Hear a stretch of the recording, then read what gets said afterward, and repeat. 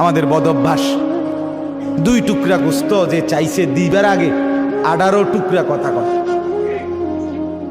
হ্যাঁ কয় 18 ইতানের অভ্যাস। এডি নিয়ে হোটেলে বেচ চালাইব, এডি এগুলার ব্যবসা, এগুলো আইসে কর্তিকা। হ্যাঁ লাইনে লাইনে বেড়া বেড়ি আইসে আছে, দিয়া কুল পাই না। এত কথার চাইতে তুই বেড়া দিস না বেড়া।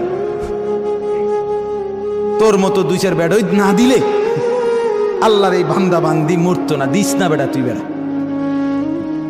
কথা বোঝেন নাই কথা? হ্যাঁ এত বালা দিস না বেড়া তুই। 2 টুকরা দেওয়ার আগে এতগুলো কথা বললা। আল্লাহ তাআলা আদেশ করছেন, আল্লাহ তাআলা তুমি দিছিলা তো আল্লাহর জন্যই। আল্লাহ যদি সেটা উঠাই নিতেন, কথা বলেন না কেন? চোখের সামনের থেকে যদি 2 লাখ টাকার গরুটা সরাই নিত, তখন তো ভেটকি দিয়ে থাকতেন। ওমা কি ও কথাবার্তি নাই, এখানে গোটা গরুটাই নাই। এমনি তো গেছিল 2-4-10 টুকরা, অন্তে গোটা আস্তা গরুই নাই। তখন কি কেরম লাগলো?